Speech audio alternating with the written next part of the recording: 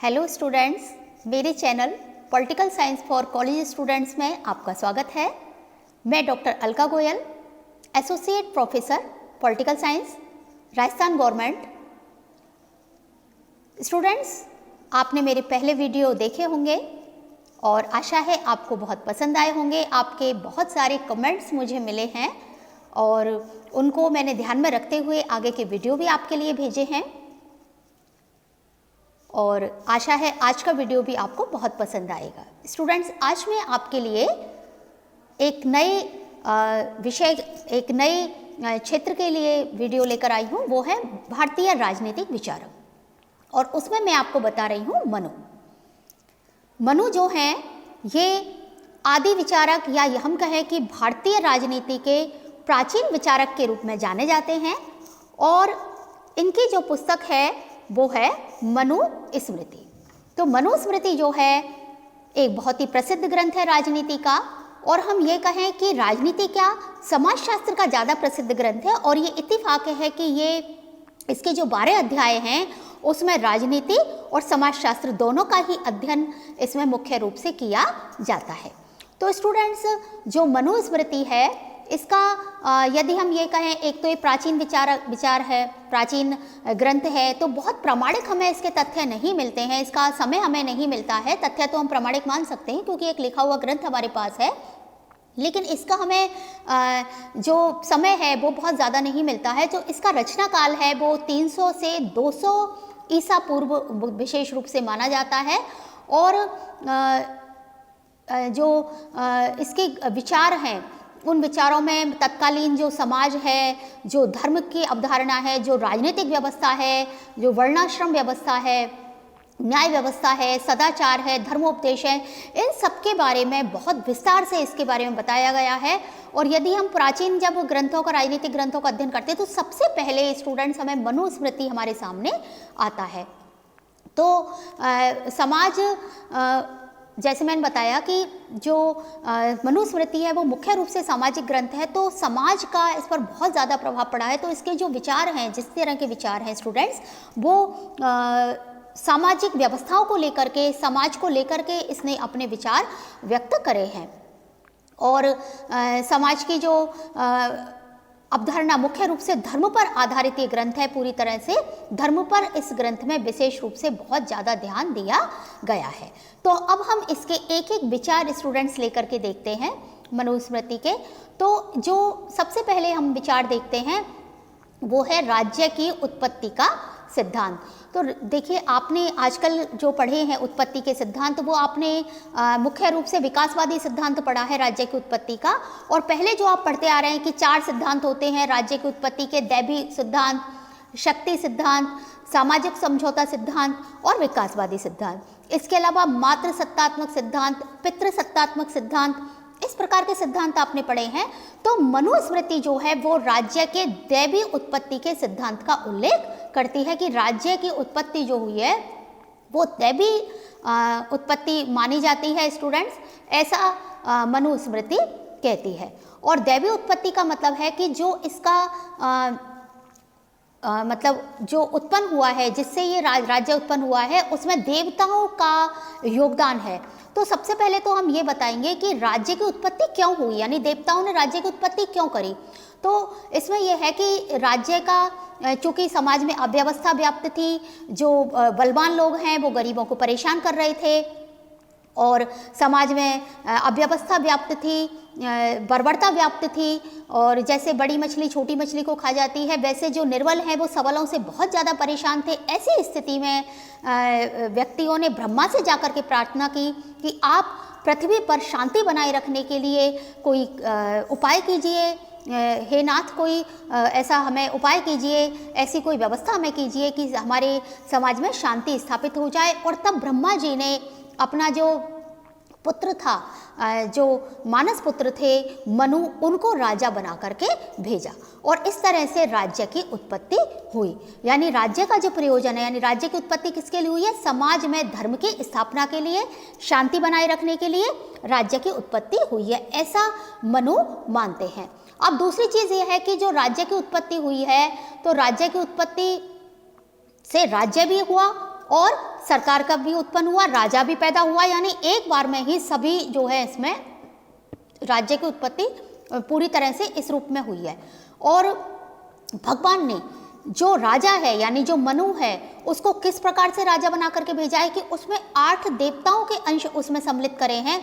इंद्र, वायु, यम, सूर्य, अग्नि, वरुण, चंद्रमा और कुबेर, इन 8 देवताओं के सारभूत अंशों से राजा की उत्पत्ति हुई है। यानी जो राजा है वो साधारण मानव नहीं है, उसमें इन 8 देवताओं के अंश हैं। और इन 8 देवताओं के अंश का मतलब है कि जब राजा कार्य करता है, एक राजा के रूप में कार्य करता है, तो वह अग्नि की तरह से गर्म भी हो सकता है, सूर्य की तरह से तप्त हो सकता है, चंद्रमा की तरह से वो शांत हो सकता है, या फिर वो कुबेर की तरह धन वितरित कर सकता है, वरुण की तरह वो हर जगह का ज्ञान रखता है, इंद्र की तरह से वो सब पर मेहरबान हो सकता है, वायु की तरह सब जगह प्रवेश कर सकता है। तो इस तरह से जो विभिन्न 8 देवताएं हैं, इन सब 8 देवताओं के अंशों का मिश्रण करते हुए, इनके गुणों को धारण करते हुए, इनके कर्तव्यों को लेते हुए जो राजा है उसकी उत्पत्ति ईश्वर ने की है। यानी मनु को इन सब देवताओं से युक्त बताया है, ऐसा मनुस्मृति में कहा गया है। तो इन देवताओं के जो सारभूत और शाश्वत गुण हैं उनको वो राजा धारण करता है। यानी इन जो राजा है वो इन सबके सारभूत अंशों का एक पूंजीभूत जिसको कहें रूप है। और इन देवताओं के विशिष्ट तत्वों के निर्माण से ही उस राजा का निर्माण हुआ है। यानी जो राजा है मनुस्मृति का, वो जो कार्य करेगा वो इन देवताओं के अंशों को लेकर के कार्य करेगा, और वो मनमानी नहीं कर सकता है। उसको जो भी कार्य करने होंगे वो उन देवताओं के अंशों को लेकर ही करेगा। तो स्टूडेंट्स, इस प्रकार से जो राज्य की उत्पत्ति है वो दैवी उत्पत्ति है। देवताओं के अंशों से ब्रह्मा जी ने मनु को एक राजा बना करके पृथ्वी पर भेजा और उसको ये दायित्व दिया कि वह इन जो सारे देवता हैं उनके अंशों को लेकर के वह राज्य का सुचारू संचालन करेगा और समाज में शांति और व्यवस्था बना करके रखेगा। तो आपको राज्य की उत्पत्ति समझ में आ गई होगी।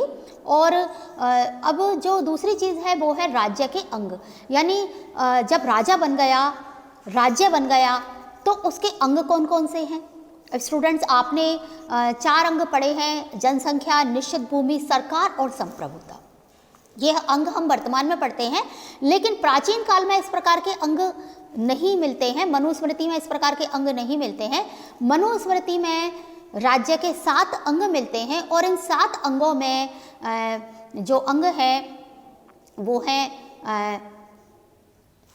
सबसे पहले है स्वामी या राजा। इसको हम राजा भी कह सकते हैं, स्वामी कह सकते हैं, यानी जिसकी उत्पत्ति मैंने अभी आपको बताई है। और ये जो सबका एक जिसको कहें कि रीढ़ की हड्डी जिसको हम बोल सकते हैं, इसके बिना कुछ भी नहीं है।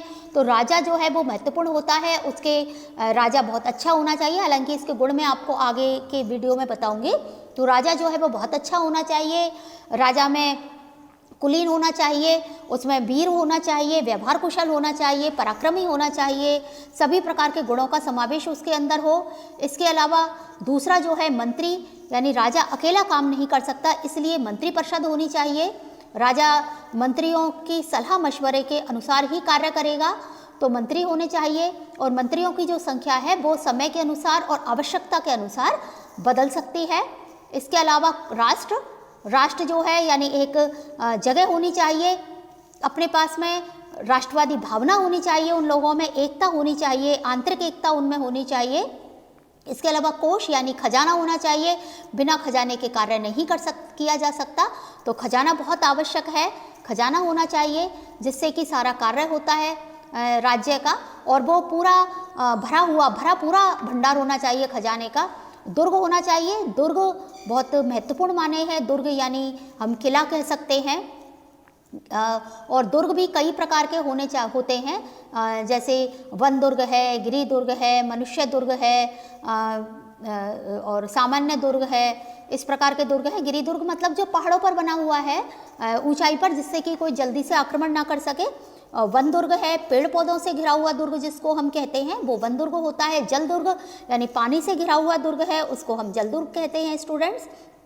तो इस तरह से दुर्ग को बहुत महत्वपूर्ण माना है। और जब आक्रमण होता था, जब युद्ध होता था, तो दुर्ग में ही सारे लोग जो हैं वो सुरक्षित, वहाँ पर धन धान्य सुरक्षित रहता था, रसद है, सैन्य सामग्री है, वो सब सुरक्षित रहते थे। और जो राजसी परिवार के लोग हैं और अन्य जो महत्वपूर्ण लोग हैं वो दुर्ग में सुरक्षित रहते थे। इसके अलावा है दंड, दंड यानी सेना, सुसज्जित सेना होनी चाहिए। और सेना जो है उसमें पदाती सेना यानी पैदल सेना, हाथियों की सेना, इसके अलावा अश्वों की सेना है और घोड़ों की सेना है, ये सेनाएं होनी चाहिए। इसके अलावा रथ सेना होनी चाहिए, अश्व सेना और वो तो एक ही होती है, मैं भी रिपीट कर गई थी। और रथ सेना होनी चाहिए, यानी जो राजा वगैरह जो महत्वपूर्ण व्यक्ति हैं उनके लिए रथ की सेना होती थी, जिससे वो ऊपर से सारी स्थितियों को देख सकें। और वो सेना जो है वो अत्याधुनिक हथियारों से संपन्न और वीर होनी चाहिए, मनोबल होना चाहिए सेना के अंतर्गत, और राज्य के लिए समर्पित होनी चाहिए वो सेना। इसके अलावा एक इन्होंने माना है मित्र। तो मित्र जो है, मित्र से मतलब यहाँ पर किसी राज्य मित्र की बात कही गई है। एक राजा या राज्य जो है वो मित्र होना चाहिए, वो शक्तिशाली हो और विपरीत परिस्थितियों में साथ देने वाला होना चाहिए। और ये जो सातों अंग हैं इनको सप्तांग के नाम से जाना गया है। तो सप्तांग में जो स्वामी है वो सबसे महत्वपूर्ण है। हालांकि सारे अंग महत्वपूर्ण हैं, हम किसी को कम या ज़्यादा नहीं कह सकते हैं, सारे अंग महत्वपूर्ण हैं। और जो सारे अंग हैं वो एक दूसरे पर निर्भर हैं और आवश्यकता पड़ने पर ये सारे अंग एक दूसरे पर जो है डिपेंड भी होते हैं और एक दूसरे की हेल्प भी करते हैं। और एक अंग के कमज़ोर होने पर बाकी अंग जो हैं वो भी कमज़ोर हो जाते हैं। तो इस तरह से जो सप्तांग सिद्धांत है वो बहुत महत्वपूर्ण सिद्धांत है और प्राचीन काल में ये जो सिद्धांत हैं वो बहुत ज़्यादा महत्व रखते थे। तो स्टूडेंट्स, आज के वीडियो में मैं आपको इतना ही बताऊंगी। आप मेरे जो वीडियो है उसको लाइक करिएगा, मेरे चैनल को सब्सक्राइब करिएगा, political science for college students. और आज के वीडियो में इतना ही। मनुस्मृति का जो दूसरा भाग है वो मैं आपको अगले वीडियो में बताती हूँ। तब तक के लिए बाय, धन्यवाद।